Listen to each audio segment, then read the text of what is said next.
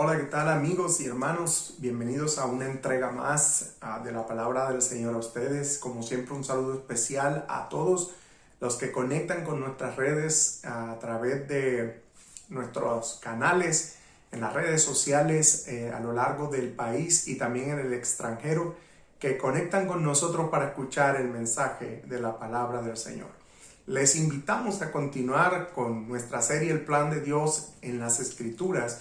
Y hoy consideraremos los libros de Josué, Jueces, Ruth, primero y segundo de Samuel, primero y segundo de Reyes, y también incluiremos el libro de Crónicas. Y miraremos cómo estos libros describen el plan de Dios a través de las promesas mesiánicas y cómo conectan estos con el plan de Dios. Les invito a verlo.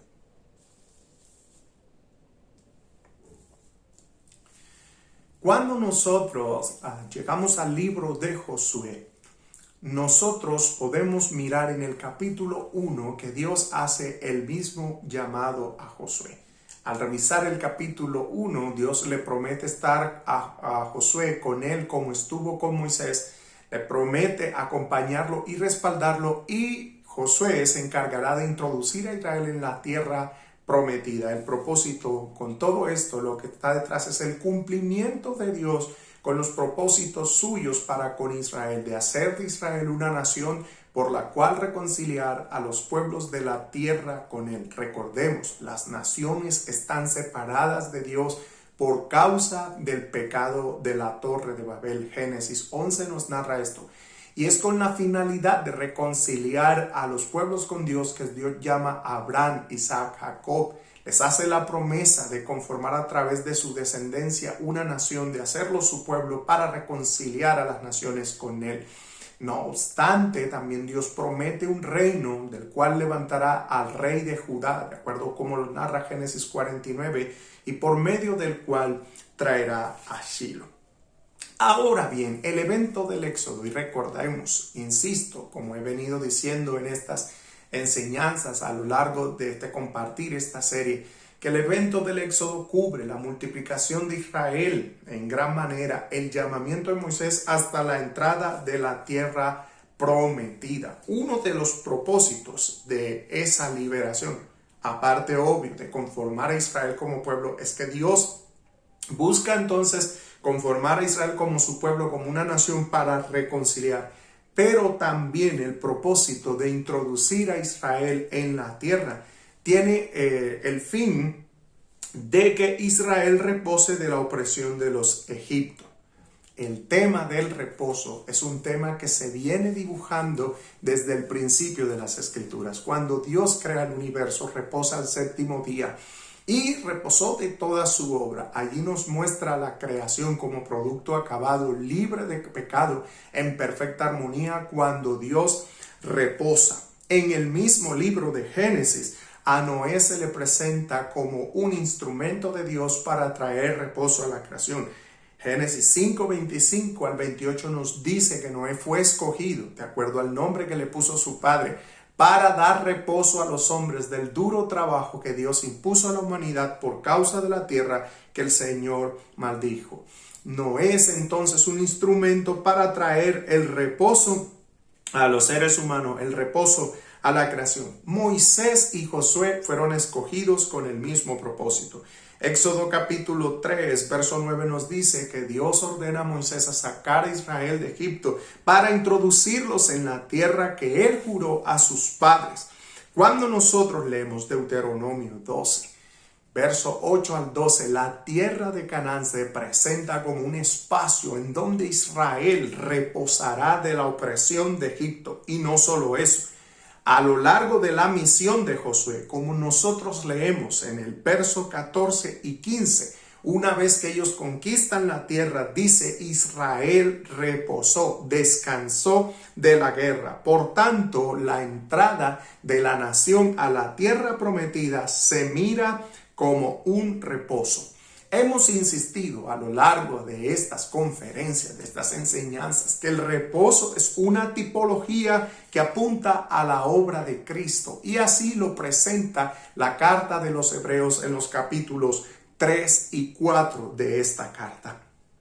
Ahora bien, observen que nosotros venimos viendo cómo se proyectan a través de estas figuras Noé, Moisés y Josué, instrumentos de Dios para introducir, en el caso de Noé, a los hombres al reposo de las duras tareas que Dios impuso al hombre por el pecado, y a Moisés y a Josué de la opresión de los enemigos de Israel. Desde el Antiguo Testamento entonces se viene proyectando la figura de un Salvador que conducirá al pueblo de Dios al reposo. Ahora bien, cuando nosotros leemos el libro de los jueces, desde los capítulos 3 hasta el 16 es presentado en lenguaje de Éxodo. Permítanme ilustro de esta manera lo siguiente para que ustedes puedan comprender. En las conferencias pasadas vimos que el Éxodo como evento es una paradigma de la salvación que Dios va a hacer. De hecho, a lo largo del resto de la escritura, este paradigma de interpretación va a ser usado vez tras vez por los escritores de la Biblia, especialmente por los profetas, como un bosquejo, como algo que apunta a la obra salvífica de Dios. Y en el libro de Josué, la historia de salvación de los jueces es leída bajo esa perspectiva. Cuando usted habla del capítulo 3, el autor de Jueces dice que Dios dejó a las naciones que ellos no alcanzaron a expulsar para probar con ellas a Israel, a los que no habían conocido las obras de Dios, a los que no habían conocido las obras que él hizo por Israel. De hecho, el capítulo 2, verso 6 en adelante nos dice que esa generación que había conocido las obras de Dios murió y que el Israel que había nacido en las generaciones sucesivas no conocieron esa obra. ¿Cuál es la obra? La liberación en Egipto, pero también las guerras que vivieron en Canaán. Esto revela quién es Dios. Por tanto, esa generación necesita conocer a Dios. Necesitan ver las obras que Dios hizo por Israel. Dios no los regresa a Egipto, pero les permite a las generaciones sucesivas vivir la opresión a la manera de Egipto. Permítanme y les muestro cómo estos relatos del capítulo 3 al 16 están bosquejados en la dinámica del Éxodo. En el Éxodo, cuando abrimos el libro del Éxodo, el pueblo de Israel está bajo opresión de Egipto. Capítulo 1 y 2 nos muestra que el pueblo gimió. El capítulo 2 cierra que ellos levantaron sus gritos, llegaron a Dios. El pueblo gime bajo opresión. Dios les levanta un libertador, Moisés. El enemigo es vencido. Dios desata sus plagas sobre Egipto y de este modo Egipto deja ir a Israel. Israel es liberado.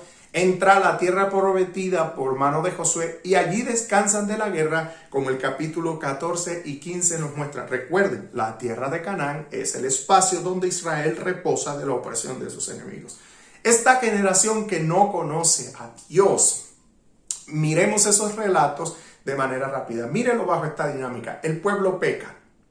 Dios los entrega en manos de los enemigos. Ellos claman, noten, están bajo la mano de los opresores, ellos gimen, Dios los oye y les levanta un libertador. En el Éxodo Moisés, en el tiempo de los jueces, el juez de turno. El enemigo es vencido, Israel reposa en su tierra y descansa de sus enemigos. Cada relato cierra y hubo paz en Israel, excepto el capítulo 9, es el único que no. Pero en lo demás cierran con el hubo paz.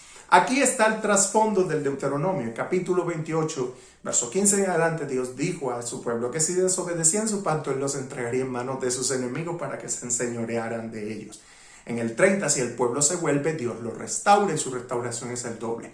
El que haya paz en el tiempo de los jueces cumple con el ideal de la ley. Levítico 26, 1 al 6 dice que si Israel cumple los mandamientos tendría paz en su territorio. Otra vez disfrutaría del reposo que Dios les da. Como en los tiempos de los jueces Israel se entrega a la apostasía, entonces el reposo es roto, Israel es oprimido y se ve toda esta dinámica del Éxodo que les estoy explicando. ¿Por qué? Porque el pueblo necesita conocer a Dios. Entonces la figura del juez es elegida para dar reposo a Israel de los enemigos de alrededor. Una vez que Dios a través del juez logra la victoria por los enemigos, sobre los enemigos, la tierra reposa. Los israelitas reposan bajo el ideal de la paz que Dios promete en el pacto. El libro de Jueces cierra diciendo que no había rey en Israel. Esto es importante, primero, porque la monarquía en Medio Oriente se considera establecida por la divinidad. El rey es considerado hijo de Dios y además de eso, el reino del rey es la representación del reino de la divinidad. Si no existe rey en Israel, ese rey, el reino de Dios no está establecido. Se entiende como si Dios no gobernara. Por eso en el libro de Jueces se dice, y cada quien hacía lo que bien le parecía. No debemos perder de vista que desde el Génesis está proyectando la venida de un rey en el cual las naciones se congregarán a Dios. Génesis 49, 8 al 12 nos presenta la venida del rey de la tribu de Judá, que es Shiloh. De esta manera, el libro de Jueces nos prepara para la institución de la monarquía que será establecida bajo el ministerio de Samuel. Un detalle que es bien importante aquí, y aquí entramos en conexión con el libro de Ruth. Uno de los propósitos del libro de Ruth es mostrarnos a usted y a mí cómo nace la casa real de Israel, y en este caso particular, la casa de David. Recordemos que en el libro de Ruth, Noemí es de la tribu de Judá y el pariente redentor, Boaz, es de la tribu de Judá. El tema que une todo el libro es el tema de la redención. Hay varios detalles que cruzan con las historias del Antiguo Testamento. En primer lugar, la historia de Noemí y Ruth cruzan con la historia de Abraham. Abraham salió de su tierra, dejó su casa y su parentela para ir a la tierra que Dios le iba a mostrar, a donde están los propósitos divinos. En Ruth podemos ver que Elimelech y Noemí salen de su tierra, de la tierra de Belén, casa de pan, tierra de Judá, tierra de Canaán, para ir a Moab. Allá perece toda su casa. Noemí se viene despojada, pero Ruth, la moabita, renuncia a la manera de Abraham, a su tierra, a su casa, a su parentela, para seguir a Noemí, una descendiente de Israel, cuidar de ella, y Ruth, sin obligación ninguna, abandona a sus dioses, su parentela, para ir tras Noemí, confiar en su Dios y cuidar de ella. Este acto de misericordia está en conexión con lo que Dios dijo a Abraham: a quien te bendiga yo lo bendigo, a quien te maldiga yo lo maldigo. Ruth está bendiciendo a Noemí con el cuidado, y como recompensa, sin que ella lo sepa, recibirá la bendición de dar a luz la casa real de Israel, en este caso el linaje davídico. Todo el relato se traza de esa manera. Otro tema que cruza en Ruth es el tema de bendición de las naciones. Ruth es moabita, quien de acuerdo al Deuteronomio 23:23 no puede entrar a la congregación de Israel hasta la 10ª generación. Con Ruth no tenemos la 10ª generación de los moabitas. Ruth no puede ser parte del pueblo de Dios, pero ella, por la misericordia y por la fe que presenta de renunciar a sus dioses para abrazar el Dios de Noemí y cuidar de ella, por esa misericordia que ella muestra, ella viene a ser parte de Israel. Es más, sin que ella lo sepa, viene a dar origen del linaje real. Ruth 4, a través de Ruth la moabita, a quien Noemí adopta como hija, viene a nacer la casa de David. Obed es dado a luz Obed, el abuelo de David. De Obed nace Isaí y de Isaí nace David. La historia de Ruth nos muestra entonces cómo la historia de Judá se teje con los propósitos redentores. Ahora, no olvidemos que la casa de David está en conexión con la promesa de Génesis 49 del 8 al 12. ¿Por qué? Porque David es de la tribu de Judá. Él pertenece a Belén, que es un pueblo de la tribu de Judá. Y de Judá es donde Dios prometió en el Génesis la venida de un rey que poseerá un reino eterno y en el cual se cumplirá la bendición de los pueblos de la tierra. Recordemos que en Génesis 49, 9 al 12 se dice que en Shiloh, el rey de Judá, las naciones se congregarán a Dios. Y aquí vemos la brecha cerrada que se abrió con la rebelión de las naciones en la Torre de Babel en el capítulo 11. Vemos cómo entonces se va trazando el puente desde los Jueces hasta Samuel. ¿Por qué? Porque Ruth nos cuenta precisamente esa historia, cómo se va formando el linaje de David, de dónde vendrá el Mesías. Cuando nosotros entramos a Samuel, la historia nos muestra entonces, jueces cierra diciendo no hay rey. Ruth nos muestra cómo se va dando ese proceso del nacimiento de la monarquía de David, pero en Samuel tenemos el paso de la institución de los jueces a la monarquía. Samuel es el último juez. Él fue profeta, pero él también juzgó a Israel. En el capítulo 8 del primer libro, Samuel es desechado por viejo. Samuel consulta a Dios y Dios ordena a Samuel que escoja a Saúl y lo unja como rey. Este detalle es importante por lo siguiente, porque cuando Saúl es escogido como rey, ¿sí? La razón que le da Israel a Samuel es, Samuel está viejo y ya no puede salir a la guerra y defendernos como antes. Cógenos un rey que nos defienda como lo hacen las demás naciones. Una de las, digamos, las características que tenía el rey o que debía tener, de acuerdo a la cosmovisión de Medio Oriente, es guerrero. Él debe pelear las guerras en nombre de los dioses, pero también de parte de su pueblo. Por eso esta expresión de Israel. Cuando Dios ordena a Samuel que escoja a Saúl, le dice estas palabras, capítulo 9, verso 15 al 17 de Samuel. El Señor dice, yo he visto la opresión con que Israel es afligido, y Dios siente misericordia a su pueblo. Entonces le dice, unge por rey al que yo te diré para que el pie de los enemigos no los aflija más.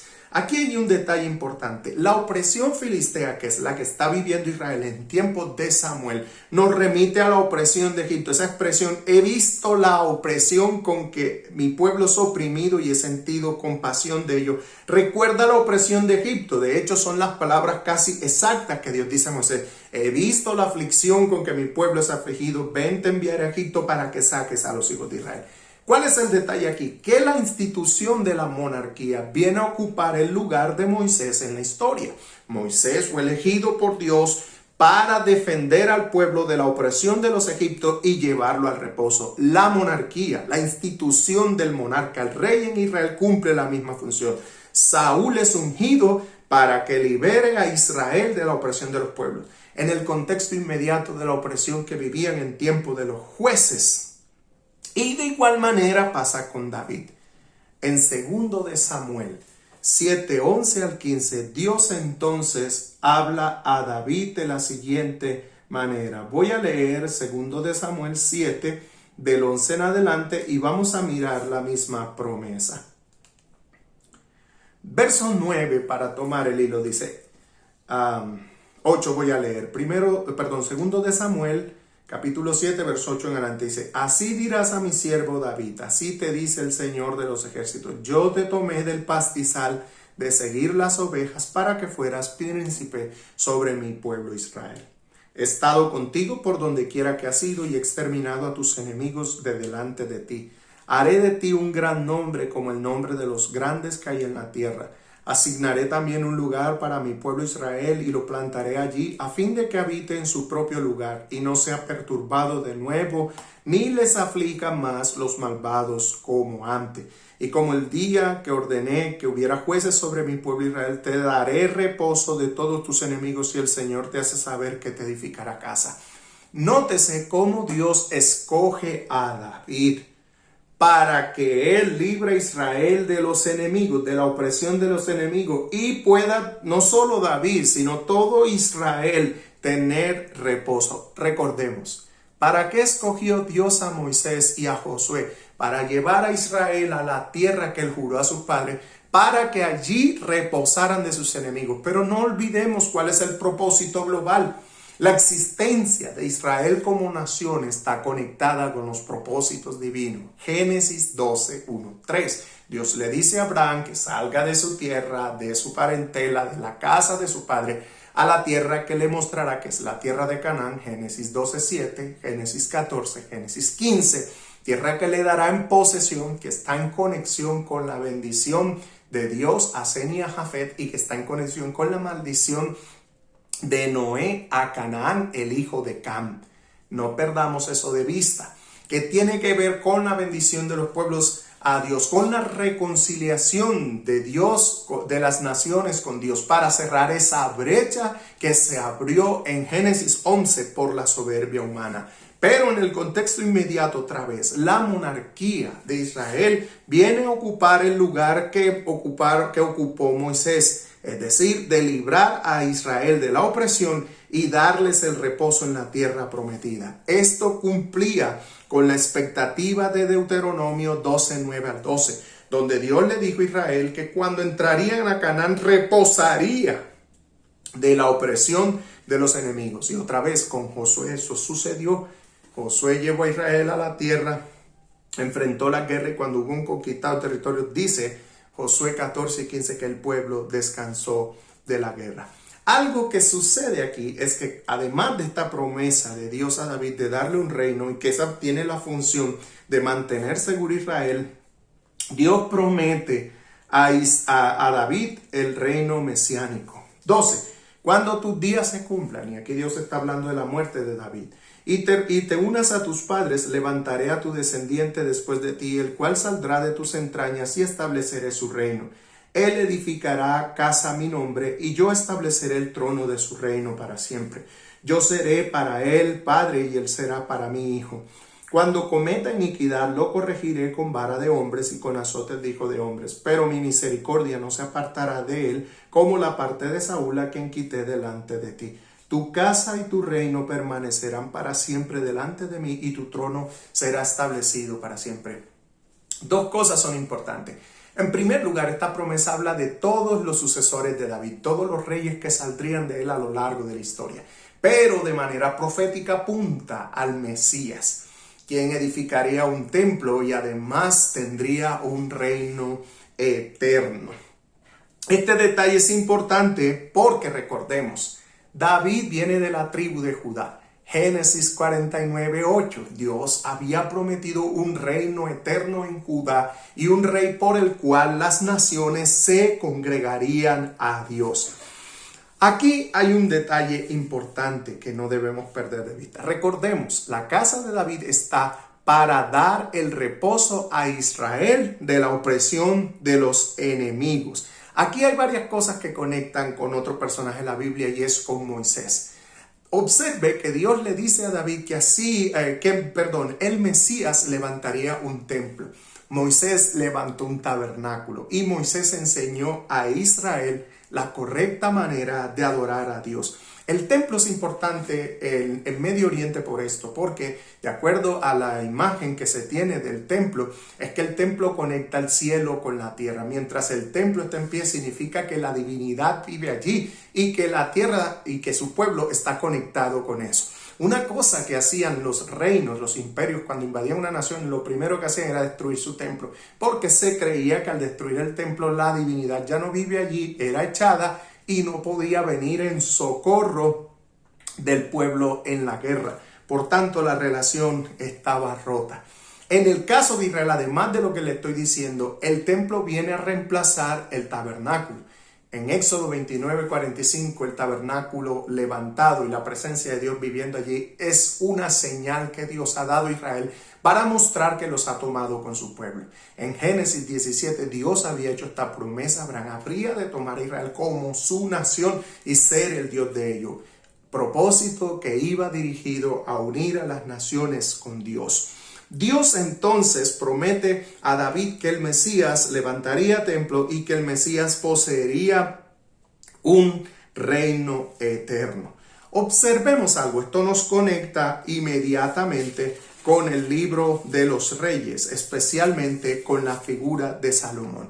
La historia de Salomón está descrita en los capítulos 1 al 11 del libro de Reyes. Si bien las expectativas de esta promesa se cumplen de manera parcial y provisional en Salomón por lo siguiente. En el capítulo 1 del libro de Reyes, Salomón edifica el templo y de hecho la presencia de Dios viene a vivir allí. Dios se presenta a Salomón, sueño, confirma que él ha santificado esa casa y que oirá las oraciones de Israel y de los gentiles, porque incluso el texto habla de los gentiles. Nótese que a través de Shiloh las naciones se congregarían a Dios. En Salomón tenemos parte de este cumplimiento porque incluso Primero de Reyes 10 nos narra que reinas de Sabá, igual que otros reyes de la tierra, venían a Israel a escuchar la sabiduría de Salomón. Las naciones se están acercando a Dios.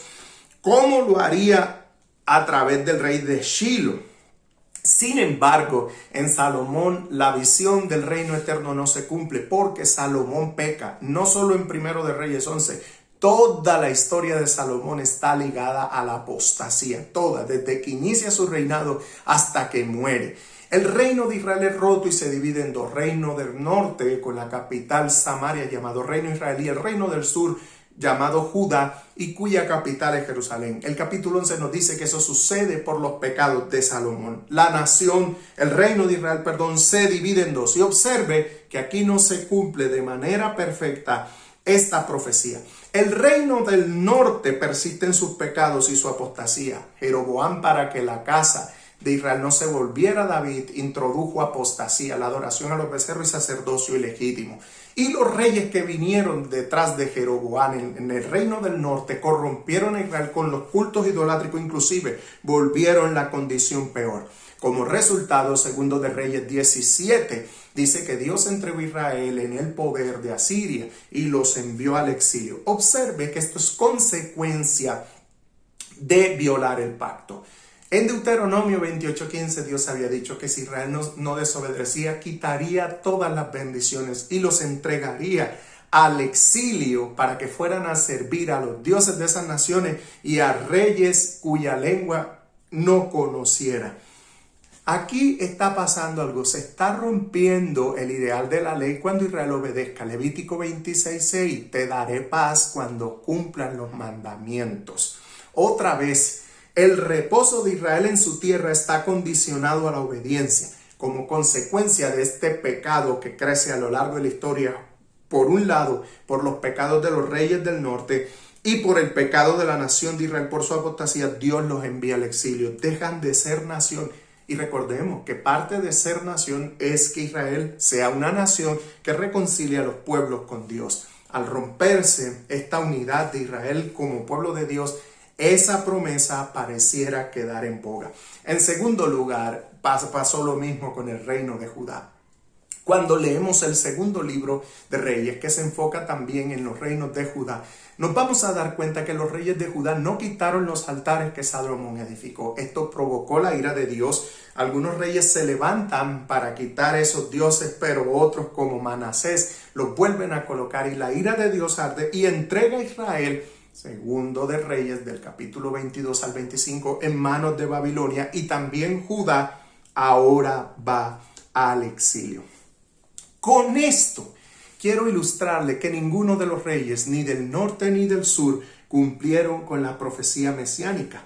El rey estaba puesto para guardar a Israel de los enemigos, para preservar la fe de Israel, como nos lo dice Deuteronomio capítulo 17, verso 15 en adelante, donde están los mandatos del rey. Una de las funciones del rey era preservar la fe de Israel. El rey debía tener una copia de la ley para hacerla cumplir en el pueblo. Pero son los reyes, precisamente en su mayoría, quienes no solo violan el pacto, sino que incitan a la nación a través de la idolatría a apartarse de Dios. Como consecuencia, como ellos violan el pacto, y esa es la condición para que Israel habite en paz en la tierra que Dios le dio, como desobedece, entonces Dios los entrega al exilio. Nótense que no se cumple el ideal ni la profecía que Dios dijo a David. Dios puso a la monarquía para que Israel no fuera oprimido por los enemigos. De hecho, si usted hace el ejercicio de leer Primero y Segundo de Reyes juntos, se va a dar cuenta que incluso son los reyes quienes pervierten Israel. Los enemigos de alrededor roban los territorios. Israel va quedando pequeño hasta que queda a expensas de los enemigos extranjeros y es enviado entonces al exilio. ¿Cuál es la implicación de esto? La implicación con esto es que el fracaso de los reyes demuestra que ellos no eran el rey con el reino firme y eterno que Dios prometió a David. De esta manera, su fracaso muestra que la esperanza de un rey prometido queda abierta al futuro. El Mesías que habrá de venir edificará casa al Señor y tendrá un reino eterno. Y de esto se ocupan los salmos y los profetas en su discurso. Los profetas como Isaías en adelante van a hablar de este tema. Isaías, Jeremías, Ezequiel y el resto de profetas. Y vamos a darnos cuenta de algo. El libro de Crónicas se escribe después que Israel regresa del exilio y está mostrando el modo ideal en que ha de vivir el pueblo de Dios. ¿Por qué hablar de Crónicas aquí? Cuando leemos Crónicas desde el capítulo 1 hasta el 5, el autor de Crónicas está mostrando la conexión de la casa de David con toda la historia del Antiguo Testamento. Conecta toda la genealogía del Antiguo Testamento hasta llegar a David. Desde Adán, pasando por Noé, pasando por Sem, pasando por Abraham, Isaac, Jacob, llega a Judá. Uno de los propósitos de mencionar la genealogía de esa manera es hacer un resumen de la historia, pero el otro importante es que el autor de Crónica está conectando la casa de David con los personajes de la Biblia que recibieron promesa de Dios. Adán, la simiente de la mujer que traería la restauración de la creación. Noé, el que trajo el reposo a la creación, de quien Dios puso como cabeza después de Adán y a quien Dios, o a través de quien Dios trajo reposo a la creación de la maldición que Dios había impuesto a la tierra y que provocó el duro trabajo del hombre. A Sem, porque sobre Sem reposa la bendición que caería sobre las naciones de la tierra, que se prefigura en Jafé. En Abraham, porque Abraham es el instrumento de Dios para reconciliar a las naciones con Dios por el pecado de la Torre de Babel, del mismo modo Isaac y Jacob. Y a Judá, porque en Judá se espera el reino eterno, por la cual Dios cerrará la brecha que se abrió en el pecado Babilonia. ¿Cuál es el lugar de la casa de David? La casa de David es de Judá. La casa de David recibió la promesa de un reino eterno. Y de hecho, en Primero de Crónicas se llama a David Shilo, se dice de quien vino el príncipe. ¿Por qué David no era Shilo? ¿Por qué Salomón no era Shilo? Porque ni Salomón ni David tuvieron un reino eterno. Porque ni en Salomón ni en David todas las naciones se congregan a Dios. De hecho, solamente esta realidad es posible a través de Cristo. Aquí conviene que nosotros hagamos mención de algunos aspectos, porque desde el libro de los Salmos, incluso el descendiente davídico se muestra como instrumento de bendición a las naciones de la tierra. Si usted lee conmigo el Salmo 72, 17, allí se promete que a través del rey mesiánico Dios traería la bendición de los pueblos de la tierra. Se dice, se le llamará bienaventurado, a él se orará todo el día, y luego se dice, y en él serán benditas las naciones de la tierra. ¿Por qué el salmista dice eso? Con esa expresión el salmista está identificando al rey mesiánico como la simiente de Abraham. Observe esto, a Abraham se le dijo en Génesis 22, 18, en tu simiente serán benditas las familias de la tierra. A Isaac se le dijo en Génesis 26, 1 al 5, de tantas bendiciones que Dios pronuncia, se le dice, y en tu simiente serán benditas las familias de la tierra. A Jacob se le dice lo mismo, Génesis 28, 13 al 15, en tu simiente serán benditas las familias de la tierra. ¿Por qué se habla de la bendición de la tierra? El problema de Babel. Las naciones en su soberbia quisieron penetrar los dominios divinos. Dios desecha este propósito, los esparce. La relación de las naciones con Dios está rota. Y a través del rey mesiánico, que en Génesis es Shilo y en Crónicas vendrá, Crónica y Samuel, de la casa de David, Dios volverá a restaurar la relación con los pueblos. Otra vez, Salomón sí es una figura, pero no tiene el cumplimiento total de Shiloh, porque aunque las naciones se congregan para oír la sabiduría de Dios, el reino a Salomón fue roto. Los reyes que gobernaron a Israel y a Judá tampoco son Shiloh, porque si bien por momentos de la historia hay buenas relaciones de Israel con las naciones y las naciones buscan a Dios, no obstante Israel se corrompe haciéndose como las otras naciones y adorando a sus dioses. El fracaso de los reyes abre la esperanza para el Mesías hacia el futuro. Permítame y entonces le muestro cómo se cumple esto en la persona de Jesús. Cuando nosotros leemos el Nuevo Testamento, en Mateo 21:1, Marcos 11:2, Lucas 9:30, se nos habla de esto, que Jesús manda a sus discípulos, en esos pasajes que acabo de mencionar, a buscar un pollino que está atado a las afueras de la ciudad. En Génesis se dice que Shiloh ata el pollino. Voy a leer Génesis 49, del verso 9 en adelante. Me situaré específicamente donde dice que Shiloh ata su pollino a la vid. Voy a leerlo, de hecho voy a leer toda la promesa. Dice: a ti, Judá, te alabarán tus hermanos, tu mano en la cerviz de tus enemigos, se inclinarán a ti los hijos de tu padre. Cachorro de leones, Judá, de la presa y comió ha subido, se agazapa, se echa como león a quien lo despertará. El cetro no se apartará de Judá, ni la vara de gobernante de entre sus pies, hasta que venga Shiloh, y a él será dada la obediencia a los pueblos. Nótense la contraposición de lo que sucede en Babel. En Babel los pueblos se rebelan contra Dios, en Shiloh los pueblos regresan a Dios. Verso 11, y él ata a la vid su pollino, ¿sí? Y a la cepa el hijo de su asna. Cuando Jesús manda a sus discípulos a buscar al pollino que está atado allí junto al asna, él les dice: hay un pollino atado a una vid. Esto lo hace el autor, si bien eso es un hecho real, sucedió. Había un pollino atado junto a un asna. Eso sucedió. Dos cosas están pasando aquí. Por un lado, conectan a Jesús con la profecía de Zacarías, donde el Mesías habría de venir en un pollino de asna. Sin embargo, la profecía realmente también está conectando con Génesis 49 para identificar a Jesús con Shiloh.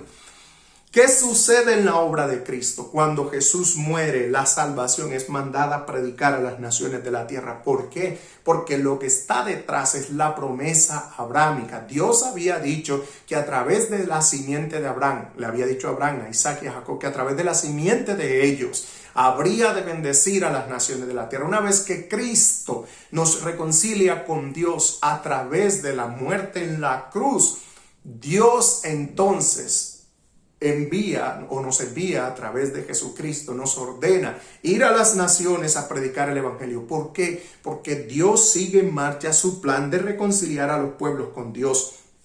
El rey davídico, porque Mateo capítulo 1 nos dice que Jesús viene del linaje de David, de la casa de Judá. Y Mateo nos dice esto para decirnos que Jesús es Shiloh y también el Mesías prometido a David en 2 de Samuel 7:11. Cuando nos presenta esto, el reino de Jesús permanece para siempre. Porque el reino de Jesús fue establecido en los cielos cuando Dios le sentó a su diestra para someter a sus enemigos bajo el estrado de sus pies. De hecho, las palabras de Jesús es: todo poder me ha sido dado en los cielos y en la tierra. El autor de Hebreos dice que cuando Jesús murió en la cruz del Calvario y resucitó de entre los muertos y fue exaltado a la diestra de Dios, está cumpliendo el Salmo 110, verso 4, donde Dios le dice: siéntate a mi diestra hasta que ponga a tus enemigos por estrado de tus pies. Dios le da al Mesías un reino eterno. Y una vez que somos reconciliados con Él, abre la posibilidad de reconciliación con Él para las naciones de la tierra. ¿Cuál es el objeto del Mesías? Conducirnos al reposo de Dios. Recuerda que Noé fue puesto para hacernos descansar de las obras y del duro trabajo que Dios impuso a la creación por causa del pecado humano. Recuerda que Moisés y Josué fueron puestos para llevar a Israel a la tierra del reposo. Recuerda que los jueces fueron puestos para liberar a Israel de la opresión del enemigo y gozaran del reposo, teniendo paz en la tierra que Dios les dio. Recuerdan que Saúl, David, incluso Salomón y los reyes, la institución monárquica fue escogida para dar al pueblo el verdadero reposo. Pero vemos que a lo largo de toda la historia del Antiguo Testamento, Israel nunca tuvo un reposo perfecto. En el Nuevo Testamento, capítulo 3, verso 4, el autor de Hebreos dice claramente que Josué no les dio el reposo perfecto, que si así hubiera sido, David no hubiera profetizado otro reposo en el Salmo 95. Y el autor de Hebreos nos dice que este Jesús sentado a la diestra de Dios, quien ha recibido un reino eterno, ahora Él nos introduce en un reposo eterno en donde nos hace descansar de las obras aquellos que creemos en su nombre. Porque para la salvación lo único que Dios pide es la fe, no las obras. Si bien debemos obrar bien, porque Dios dispuso esas obras de antemano, como lo dice Efesios 2:10, Él destinó esas obras para nosotros. La salvación no descansa en nuestras obras, sino en lo que Jesús hizo. Y es Él quien nos introduce en el verdadero reposo, en el reposo que Dios quiere darnos. Bien, mis amados hermanos, hemos llegado al final de esta palabra, de esta enseñanza, y mi invitación es que puedas seguirnos a través de las redes sociales. Suscríbete al canal Teólogo en Casa y síguenos por las redes que tenemos en Facebook, Teólogo en Casa, Estudio Bíblico GESE, y también en esta página. Que te animes a seguirnos y que puedas disfrutar de los contenidos bíblicos que aquí preparamos para tu bendición y edificación. Te invito a compartir este estudio con otras personas. Seguramente bendijo tu vida. Entonces yo te invito a que permitas que esta palabra también edifique a otros. Que el Señor te bendiga y nos vemos en una próxima entrega. Que Dios te continúe bendiciendo.